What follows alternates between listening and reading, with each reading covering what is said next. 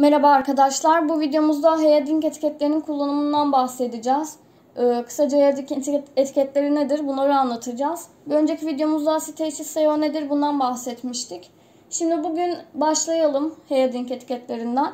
İlk olarak yazı başlığımız var. Kesinlikle yazı başlığı koyuyorsanız H1 olarak yapmanız gerekiyor. Bunu yazı başlığını H1 yapmalı diye zaten burada belirtmişim.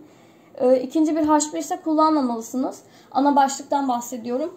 Bu bilgiyi hiçbir yerde bulamazsınız. Google'a arattığınızda ya da Google'un yetkililerine sorduğunuzda dahi bu bilgiyi yalanlayacaklardır. Şu nedenden dolayı bize SEO hakkında zaten her şeyi verirlerse SEO'nun bir mantığı kalmıyor. Bunları siz zaman içerisinde tecrübelerinizle araştırıp bulmanız gerekiyor. Ben size zaten bu videolarda şimdiye kadar incelemelerimde ne gibi sonuçlara ulaştım, neler öğrendim size bunları veriyorum. Bu bilgiyi not alabilirsiniz. İkinci bir H1 kullanmıyorsunuz. H2 ve H3 kullanımına bakalım. Bir alt baştan H2 yaptınız kalın şekilde. Daha sonra o yazıyı kalınlaştırmayın. Kalınlaştırıyorsanız H2 kullanmayın. Bu da yine kötü etkileyecektir.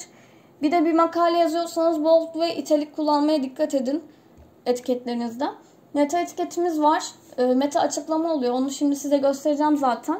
Başlık etiketleri SEO stratejinizin önemli bir bölümünü oluşturur demişiz. Size üst sıralara atan da budur, alt sıralara çeken de budur. Bir kullanıcı bir cümleyle aratma yaptığında o kişinin arattığı şey sizin anahtar kelimeniz sizi yukarı atar. Meta etiketlerinde zaten göstereceğim bunu az sonra. Bunlar web sayfası başlığının ne olduğunu belirten HTML ögeleridir demişiz. Kod örneğini de verdik. İdeal başlık uzunluğumuz var. Burada da 50-60 karakter olmalı. YouTube kullananlar bilir. Orada başlıkta 100'ün üzerine çıkamıyoruz. 100 sınır olarak veriliyor bizlere.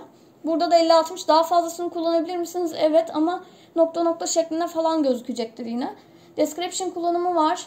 Description HTML sayfaların içerisine yerleştirilen bir HTML meta etiketidir demişiz. Kod örneğini de verdik. Burada ideal uzunluk description alanlarının uzunluğu 120-160 karakter olmalıdır. Şimdi hemen buradan çıkıyorum. Google'a geldim. Bakın buraya geldiğimizde web öğretim olarak bir aratma yaptım. Bu title oluyor yani başlık kısmı.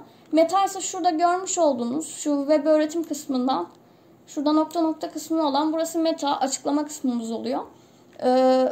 Bunları kullanırken buna dikkat edin. Ben bunları slide içerisine koymak istemedim. Yine uygulamalı olarak göstermek istedim. Bakın web sayfamızda da bu title olarak geçer.